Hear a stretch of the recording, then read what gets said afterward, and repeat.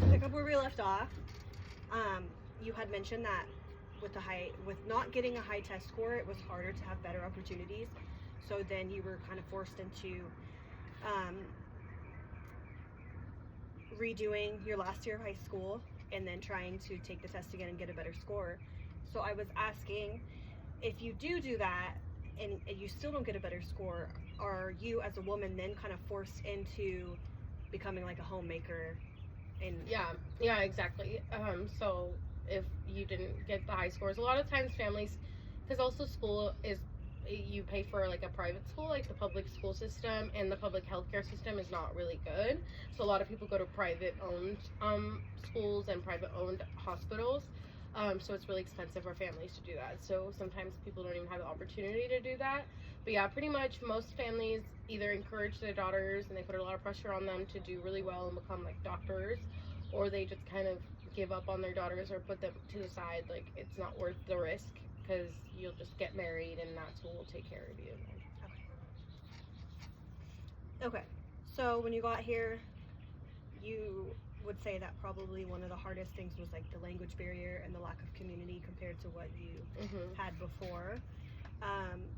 When were you able to like begin working, or did you start like EL classes first? Yeah, I started like classes at the local community college first. Okay. And just tried to start there, and then that's when I got into working with children because I started taking child development classes after I was completed my English classes. Okay. And at the time you were still staying with the host family? So were you and your husband, did you both gain employment first and then were able to find housing afterwards? Yeah, it took a while because we had to, get on our own 2 feet, and I think that host family also has to ensure that they are like setting us up for success. So yeah. And so the concept of the host family, I feel like is something a lot of people don't understand. Do they, like, how is that program started? Are they like employers of the government and like they get money from the government, kind of like a foster system almost? Kind of, yeah. Okay. But it's like they do get money for it, but it seems like the people are very like volunteer based as well. Like that's what they want to be doing is what I mean by that. Okay. But they do get supported for it. Were the people that were your host family similar like background to yours? No. Were they like white? Yeah. Okay. At the time there weren't a lot of Middle Eastern people in the United States. I think now, in general. like now if I wanted to be a host family for a person, then I could. So that would be like probably easier transition than that. And also some host families, if they have enough money, they set you up with like low income housing. Okay. So to end the interview before we run out of time, we talked about the significant cultural differences. So what do you think your race in combination with your gender did to shape your experience in the U.S.? Oh, that's a lot. Yeah. I think it's the main thing that drives my experience in the United States. First, it's been an identifier of who I can trust and who I can't trust. And then I also quickly learned the opportunities that I like wanted, as in school or jobs would be a little bit more difficult, especially when people misunderstood Middle Eastern people and just associated it with a specific religion or a specific behavior.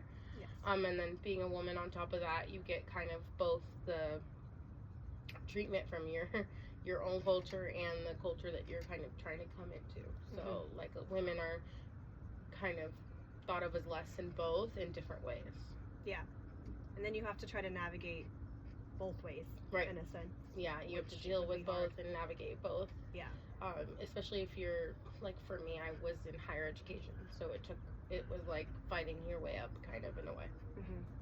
Do you ever feel like in your career path now, because you're a speech pathologist at for Cajon Valley School District, do you ever feel like you're still looked at in a certain context because of your race?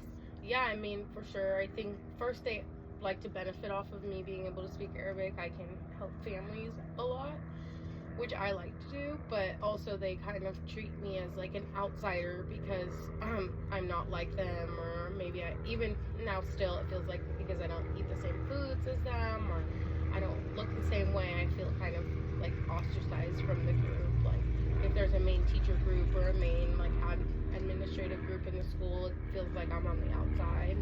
And a lot of times maybe I get criticisms for something I do that another person, if they were like a white or American, they wouldn't get the same criticism. Okay.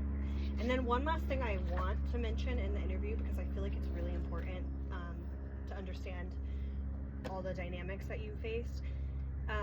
Just a kind of a like little summary or like tidbit you'd want to share about how your experience in the U.S. changed after 9/11 specifically, or like even in the immediate aftershock. I know people of Middle Eastern descent were treated. Yeah, we actually got here right before 9/11, so it was a big difference. That's actually the reason we left North Carolina and came to San Diego, because before people didn't even know what the Middle East was or where it was, and then when 9/11 happened, it was like Iraq and the Middle East and Arabic just became very scary to people.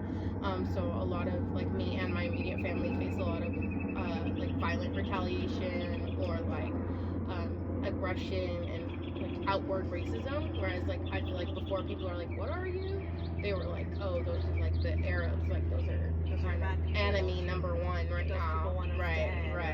Yeah, exactly. Okay. So that was a big shock. And then we ended up moving to San Diego because we had other family that we rediscovered here, and because it's just safer. Okay. Yeah. Okay. Thank you.